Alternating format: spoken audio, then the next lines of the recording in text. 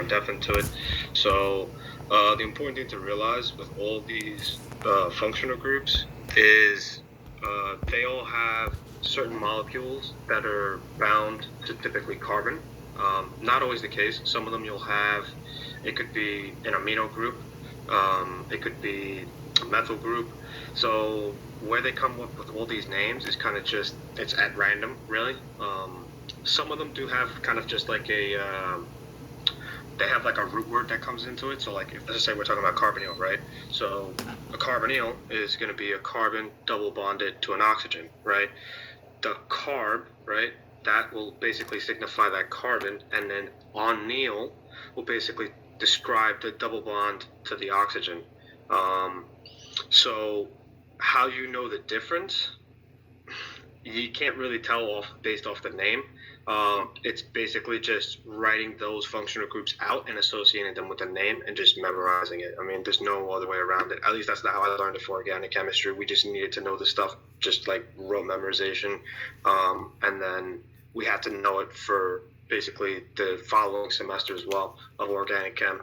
But I would say the difference right now, let's just say for like a carbonyl and a carboxyl group, you'll see that the carbonyl is just going to be a ketone. It's another name for that is called a ketone. And basically you'll just see there's going to be a carbon and a double bonded oxygen, and then there will be any assortment of molecules that are associated with that. So it could be, turn on the brightness a little bit, it could be other hydrogens that are attached to that carbon.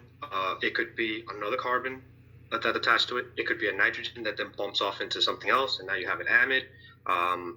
Whereas with a carboxyl, it's a specific arrangement of that carbon double bonded oxygen. That's kind of like the main structure, right, that you guys talk about for that functional group. Now, you could be adding different things to that carbonyl, which will then change the name and change the structure. So it could be a carbon double bond to an oxygen, could be a hydrogen, which is an aldehyde. It could be an OH, which makes it a carboxylic acid. It could be a nitrogen with hydrogens. Now it makes it into an amide. I mean, I don't know how else you kind of want me to go over it and describe it, because that's kind of like just either you know it or you don't. That makes sense. Thank you. Okay. And then to just go back to Sean's question, I guess I'm not a moderator on this Blackboard virtual office that they've made me, so I can't really record it on here. So I'm not sure if you guys know of like some kind of application that I could use to kind of just record my browser, but there's no option for me on here as per Dr. Prugar how to record it. I'm supposed to be able to see it on the top left corner. And it's not letting me record anything because I know she wanted it to be recorded for the rest of the class. All right, no problem. Right now I just have it recorded like through my phone, like just pretty much taking a video of the screen, and maybe I'll put it on YouTube if it's good enough, and then we can put it on the discussion board. Okay, sounds good. All right. Okay, so Kaylin asked, so for an exam, I'm confused on peripheral proteins. Okay, so let me find that.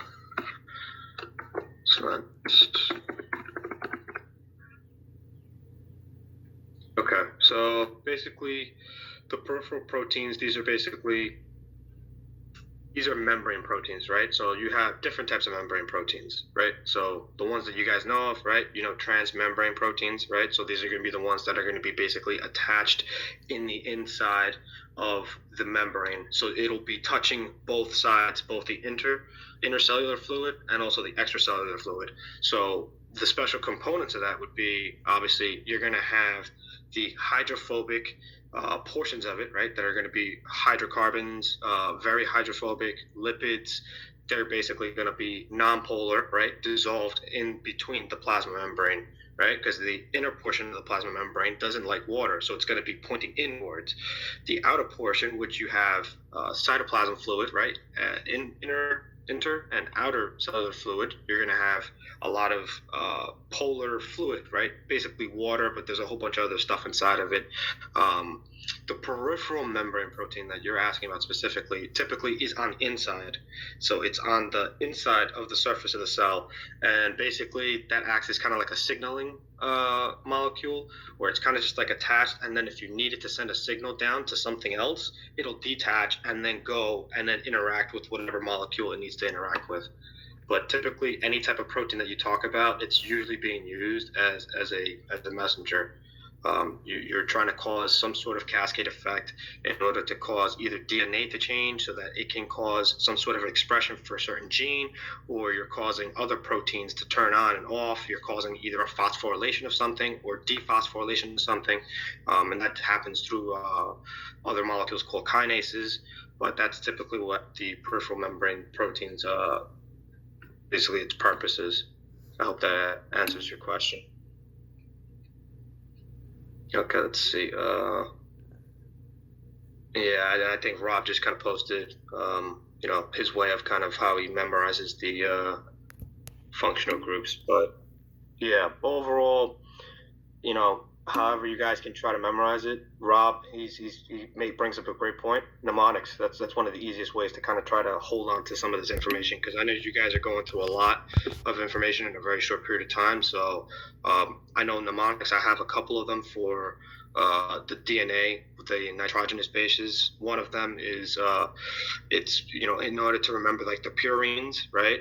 Pure as gold, right? So purine sounds like pure, right? As would be your adenine, and then guanine would be the gold portion of it. And then for your pyrimidines, right, it would be cut the pie. So the C would be the cysteine, the U would be the uracil, and then T would be the thymine.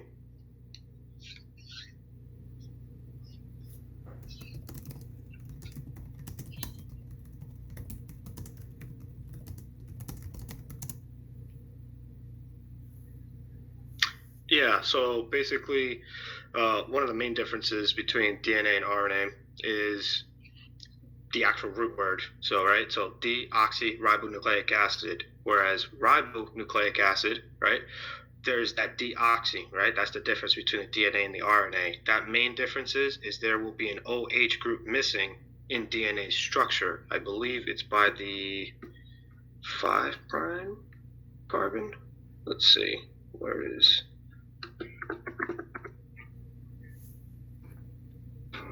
taken. I don't know if she goes into detail with that, but we'll just double check.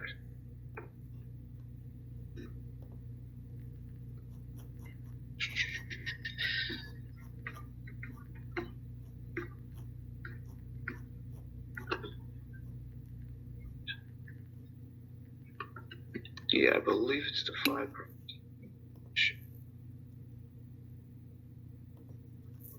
She mentioned it once that we had to draw out DNA and RNA.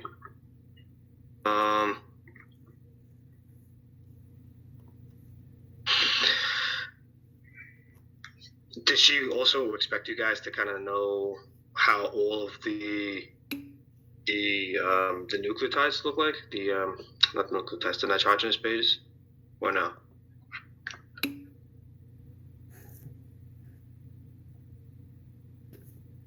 Yeah, because that seems like a lot of information, because adenine, guanine, cysteine, thymine, and uracil, they're all very, very similar, and that's kind of stuff that I would not expect you guys to memorize if I was teaching the class.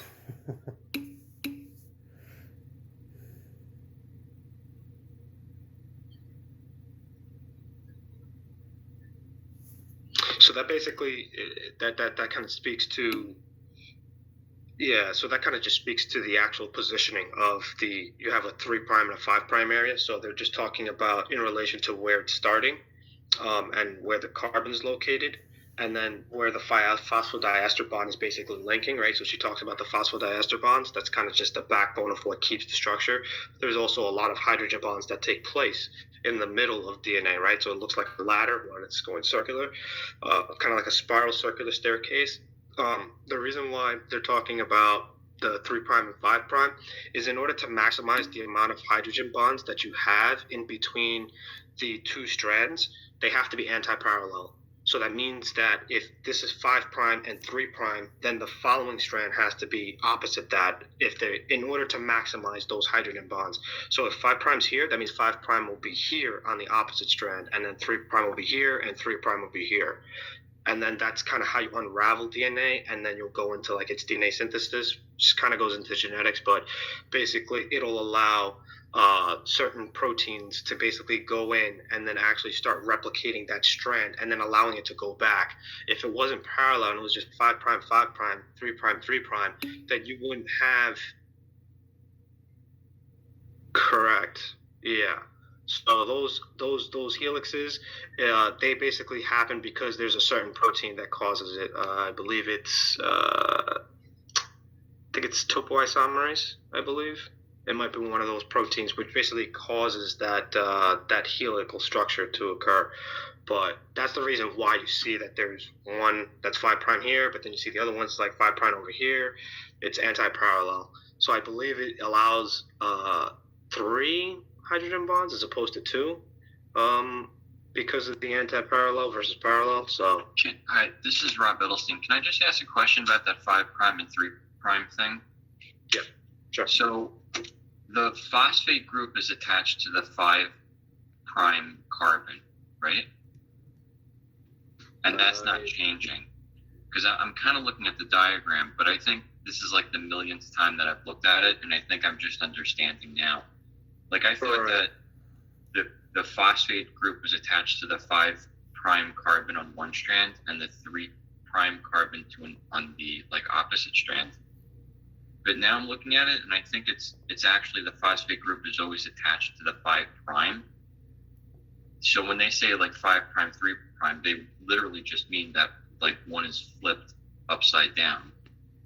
Because it's like if it's a pentagon, kind of the 5 prime is kind of like on the pointing up side, and the 3 prime is kind of on the pointing down side. So they literally just mean that the downside is kind of up, that 3 prime side is kind of up. Is that yeah, because what you'll see is like on the 3 prime ends, if you notice, what do you have at the end of those 3 primes? You'll have a hydroxyl group, but that's based off of the actual sugar. Like it's the actual sugar backbone. So they're basically you'll have sugars basically on all parts at the end of each one. You'll have a sugar on the 5 prime end, on the 3 prime end.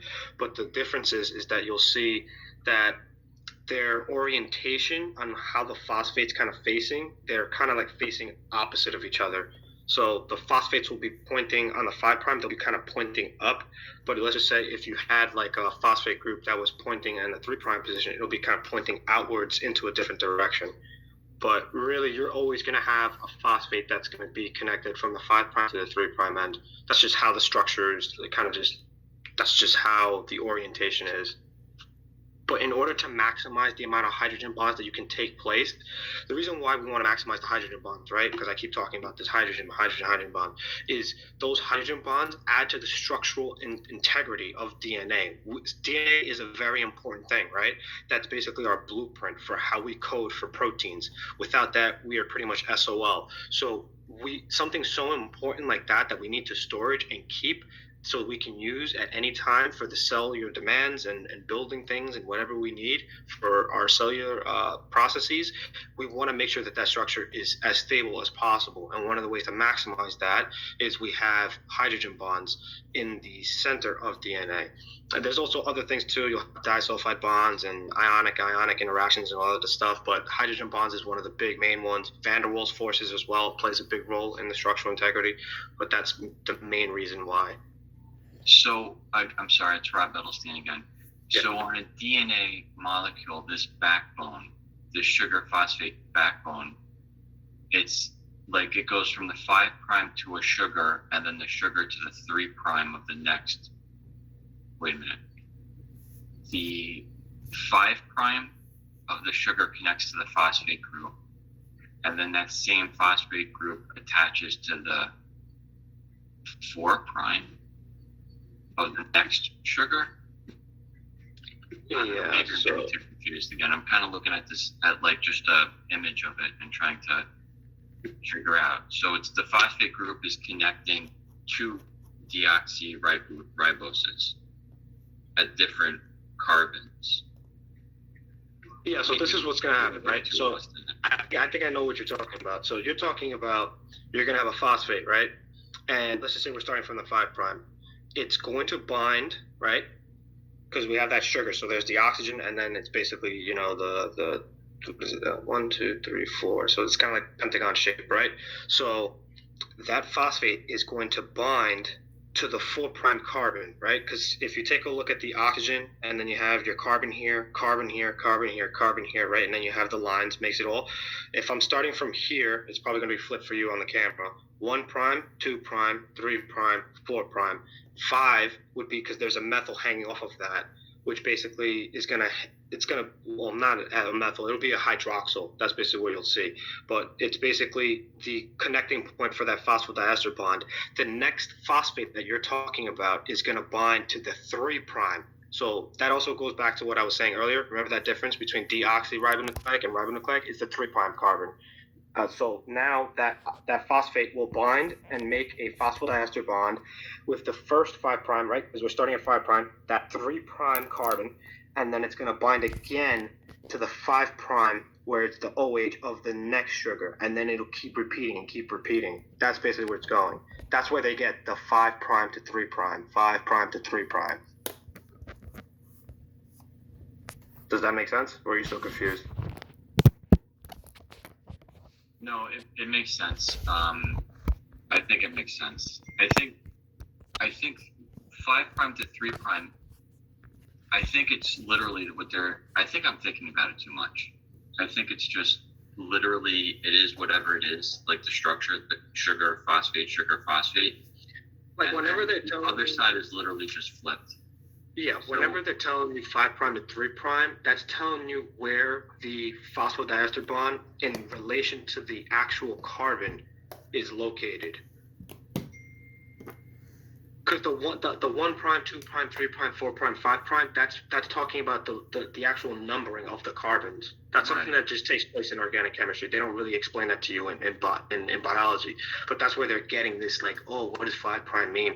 That's just telling you in relation to where you're starting from the oxygen, counting all the way out, it's counting your carbons. Yeah, I think I get it. I think I get it better now. Yeah. Thank you. No problem. Okay, so what other questions do you guys have for me?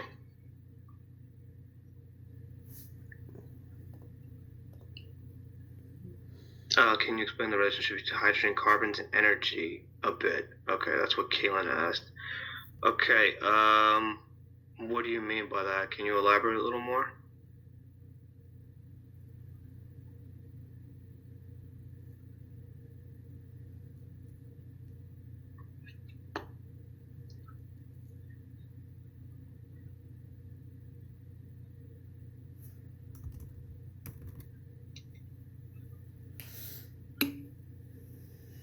Okay, that's fine.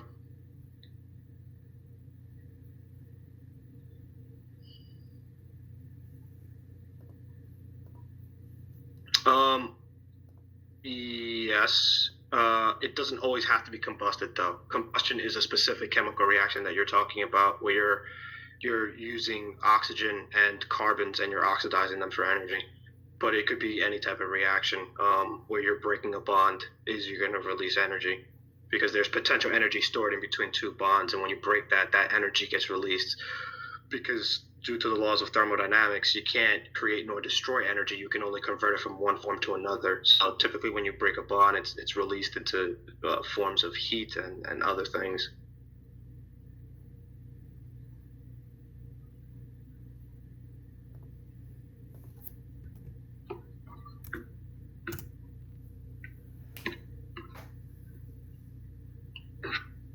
Okay, osmolarity. So let me find out where you guys have that on the PowerPoint, so we can kind of go over that too.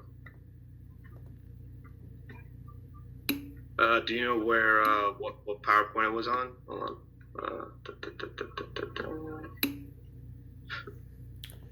She kind of mentioned it more as it was a practice question. Okay. Let me just see where she.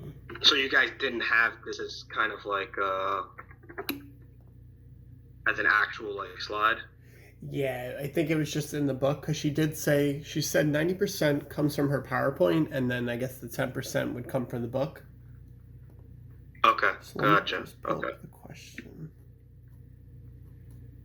All right.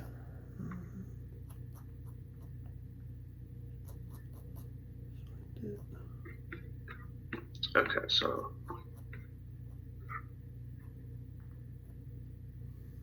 osmolarity versus osmolality.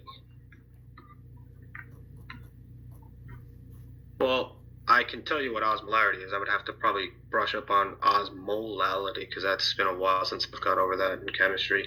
But basically, your osmolarity is just the total number of solutes you have in a solution. So um, the greater the concentration of solutes in water, the greater that osmolarity is. So that would be the tendency for water to move um, to try to dilute that solution basically.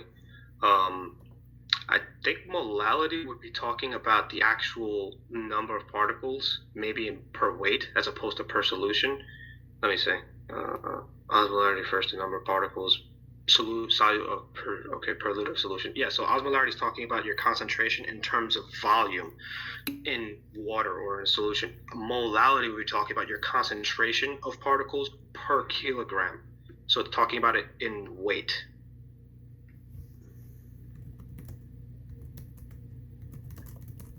Correct. That is correct, Rob. Yeah. So yeah, if you have a high osmolarity, that means you have a lot of salt. Let's just say we'll just do it very simple, right? We'll keep it layman's terms. You have a lot of salt molecules in water, right? So that means you have a high osmolarity. Okay. Now what does that mean in terms of real world effect? What do you think water is going to want to do if it's trying to get into that solution? Do we want water leaving the solution or out of the solution? And we're assuming that the outside solution is not saltier than the solution we're talking about. Where do you think water's going to go?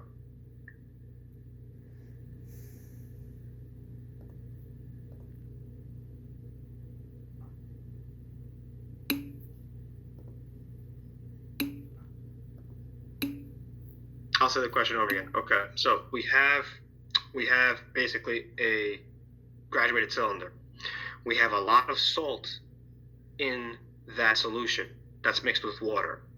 Now we have another solution, let's just say, and we could just figuratively let that water go through the graduated cylinder and go in there, right? We are not saltier on the outside compared to that solution that we originally started with in the graduated cylinder. Where do you think the water is going to go? Is the water going to go out or is it going to go in?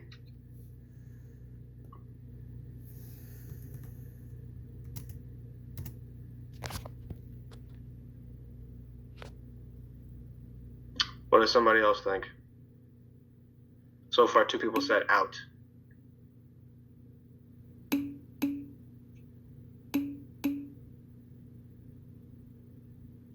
So Malika is getting closer. She's talking about the high concentration stuff, something with high and low. You guys are getting closer. Right, so this goes back to your, I don't know if she went over hyper, isotonic solution. Did you guys go over that yet or no? Yeah. So what do you guys think this is, right? There we go. Maggie hit it right on the button, right? So this is mnemonic, well, not really mnemonic, but saying that Professor Peter Smith says all the time. Nature's solution is dilution, right? So if we have something that has salt or it's very salty or it has a lot of something, water will go into that solution to try to dilute it, which is what causes the movement of water, right? Osmosis, as it were. So if we have a high osmolarity solution, there is a very high probability that water is going to move into that solution to try to dilute that, which means you'll be moving inwards into that solution.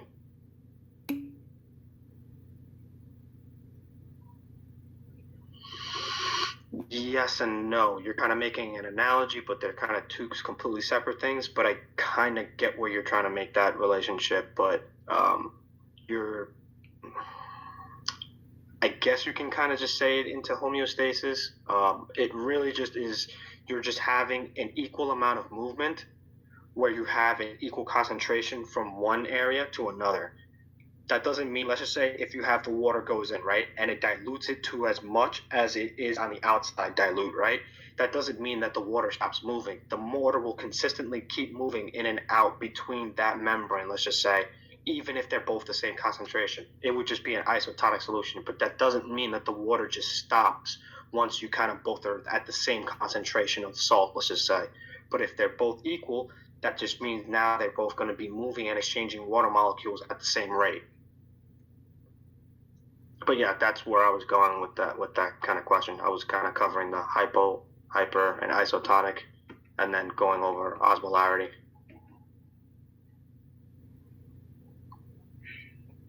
She didn't go over like osmotic pressure and stuff like that with you guys, right? I just want to make sure we're covering like everything that's going to be on the test. Okay. If it's not in the test, we're not going over it. So that's fine.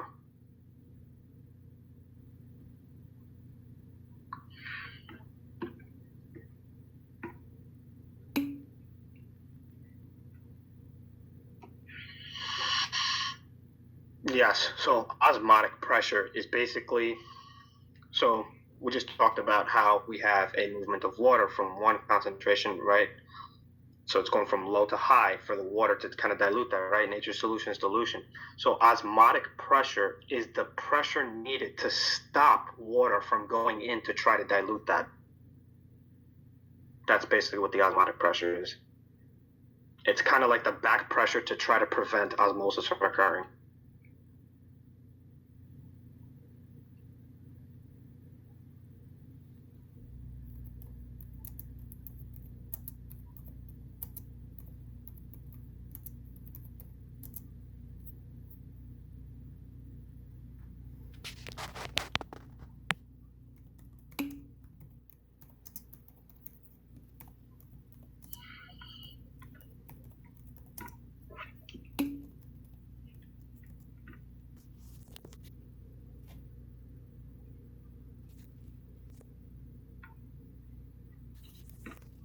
Sure.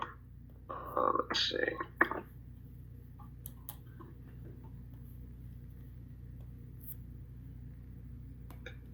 Was that a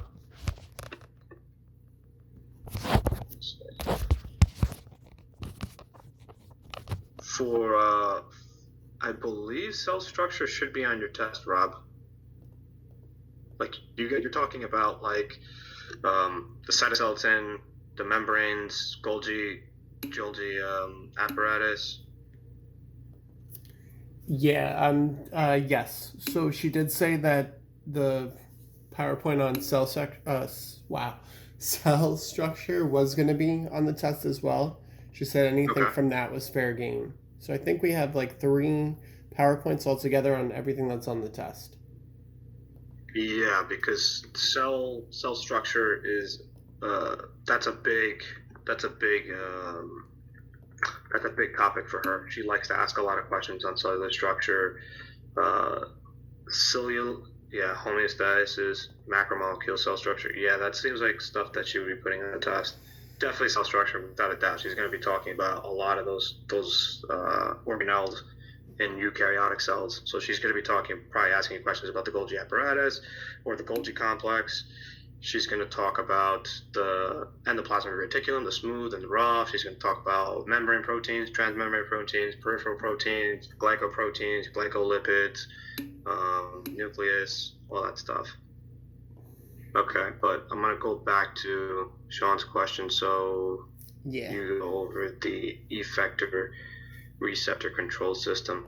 So basically all that pretty much is that you're going to have a receptor, right? So that's basically a binding point for a molecule. Typically it's a protein, and it's going to cause some sort of stimulus, right? So that receptor, whatever its job is, it's going to cause a reaction where it sends information, right, to basically a control center. So that control center is basically kind of like what is going to cause a variable to change, right? it determines at which point that you're going to have that variable change. So that variable can be, let's just say, releasing a hormone. Epinephrine is an easy example, right? That's kind of like your fight or flight response. So epinephrine will bind to a receptor on the outside of a cell because it's a protein, right? And it's basically going to cause, let's just say, a cascade effect, right? So it binds to a receptor. The control center, which is the cell itself, basically, or a certain part of the cell, is going to determine how much glucose, right, that we're going to be releasing out of the cell so that we can supply the muscles with glucose so that you can get out of Dodge and run away from the tiger, right? The effector is basically just whatever is allowing the cell to create that effect and then bring the variable back to normal. So that would be kind of just like, let's say, afferent, right? Because you're going towards something. Efferent would be conveying away from something. This also talks about nerve impulses and things like that too, where you'll have an afferent and efferent nerve. The easiest way for me to remember it is efferent, exit. So that means efferent, that means it's going away from somewhere. Afferent means it's going to something. I hope that kind of answers your question in terms of what's the difference between receptor, effector, and I cover control center with you guys all in one shot.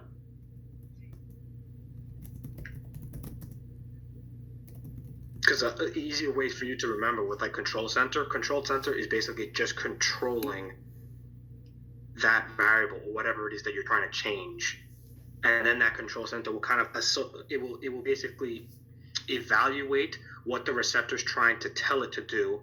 It'll then control and figure out how much we need to do of it, and then send that information to the effector, and then the effector is what causes that stimulus to occur.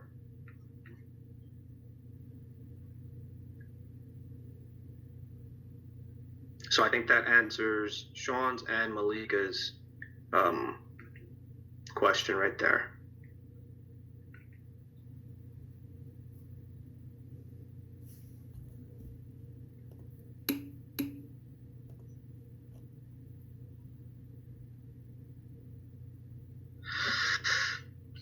Okay, let's see.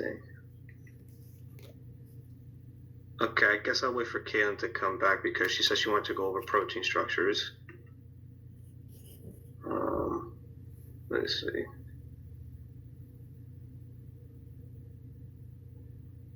Oh, and also hydrophilic, lipophobic, know which monomer polymers have which characteristic. Okay, so what she's talking about is now we're talking about specific properties of molecules, right? So if we're talking about a hydrophilic molecule, that means we are talking about a molecule that has a polar head or polar molecules in its structure that is able to dissolve itself in a polar solution. The hydro means typically it's water, right? So typically it's going to be water because that's typically what our cytoplasm is basically mainly consisted of. I mean, us as humans, mainly we're consistent of water. So a hydrophilic solution will have a polar molecule. Why are we talking about polar molecule? Because water is polar. What do I mean by polar? We have a structure here with hydrogen, two hydrogens, and then you have an oxygen, right? If you take a look at the electronegativity of oxygen, and if you're asking what electronegativity is, that is basically the tendency for an atom to pull electron density to its core more than another molecule when they're bound to each other. That could be a hydrogen bond, a covalent bond, whatever it is. That is a tendency to drag electrons closer to itself because it likes electrons. It goes more into detail in terms of why with the valence electrons and periodic table. I'm not going to go into depth with that, but I'll just go over just basically in a layman's terms. Hydrophilic is going to dissolve in water. It's going to dissolve in a polar solution. Easiest way to remember solubility, right, when she's talking about that, is like dissolves like. So if we have a polar molecule, it will dissolve in a polar solution. If it is a non-polar molecule, it will dissolve in a non-polar molecule. Easiest reason why you can remember it is water and oil. They don't mix. You put oil and water, they separate, right? Oil is basically a bunch of fats and hydrocarbons, right? When they say hydrocarbons, that means they're just a lot of carbons and then hydrogens attached to them. Whereas if we're talking about water, right? You're going to have a lot of oxygens. You're going to have a lot of hydrogens. You're going to have a lot of polar bonds. And then that's the same concept that gets carried over when you talk about lipophilic and lipophobic, right? So the phobic portion is like fearing, I'm scared to, right? So if it's lipophobic, that means it's not going to dissolve in a nonpolar solution or a fat, right? Fats are basically nonpolar molecules because what you see in a fat is you'll have a polar head, right? So you'll have, let's just say, you'll have a carboxylic acid, right? So oxygen double bonded to a carbon and then an OH, and then the rest of that that's connected to that is this really long chain of 20 carbons, right?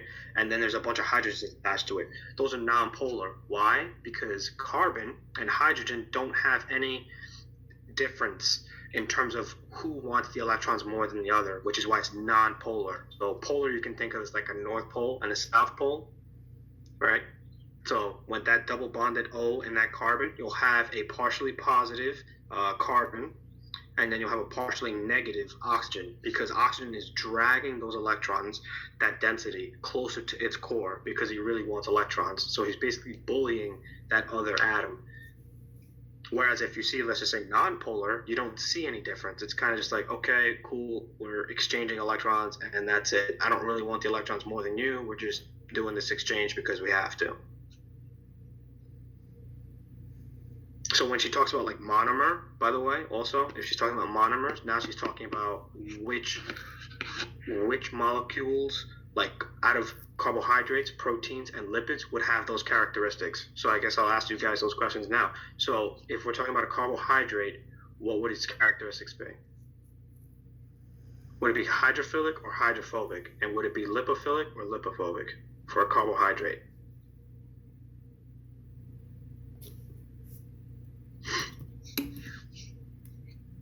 Okay, so Rob's on the money with that. So it is hydrophilic.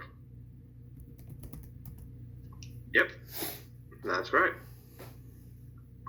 Now for lipids, what would the characteristics be?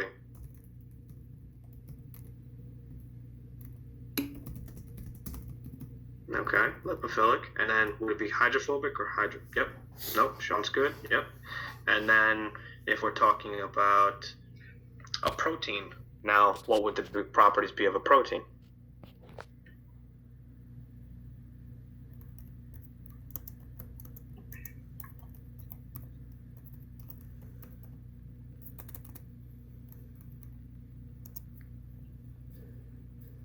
Yep. So that hopefully answered your question, I would hope. So that's what she means by that on the PowerPoint, on the excuse me, on the practice study guide.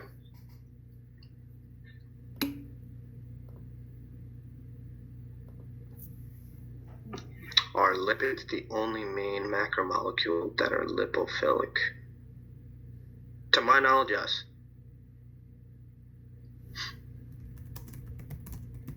Because if we talk about nucleic acids, they also have a lot of polar molecules. That's probably going to be something that's hydrophilic and lipophobic, because you have a lot of nitrogens in there, oxygens, hydrogens, a lot of polar molecules and polar covalent bonds and things like that. So, and that's the main way that DNA travels. By the way, it travels through your cytoplasm if it leaves